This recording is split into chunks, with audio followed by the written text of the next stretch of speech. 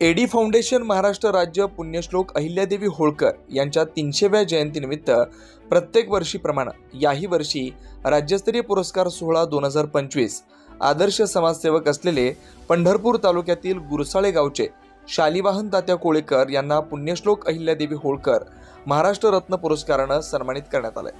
या पुरस्कार सोहळा कार्यक्रमाचे अध्यक्ष जत विधानसभा मतदारसंघाचे माजी आमदार प्रकाश अण्णा शेंडगे, सदर कार्यक्रमाचे पाहुणे म्हणून पुणे आयकर विभागाचे आयुक्त डॉक्टर नितीन वाघमोडे तसेच मुंबई आयकर विभागाचे आयुक्त डॉक्टर सचिन मोटे, श्री संत ज्ञानेश्वर शिक्षण संस्थेचे अध्यक्ष चिमण डांगे, धनगर समाजाचे नेते चेतन नरोटे, पुणे येथील सहाय्यक पोलीस आयुक्त रुक्मिणीताई गलांडे व सहाय्यक पोलीस आयुक्त राम मांडुरके यांच्या उपस्थितीत हा महाराष्ट्र रत्न सन्मान पुरस्कार सोहळा संपन्न झाला।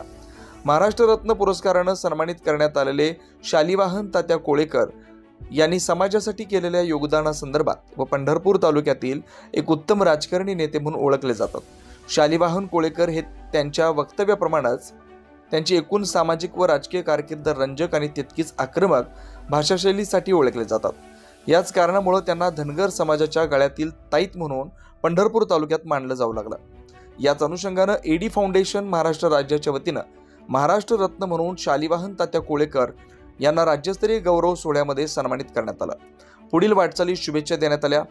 या पुरस्कार सोहळ्यासाठी राज्यातील विविध राजकीय व सामाजिक क्षेत्रातील दिग्गज नेते उपस्थित होते।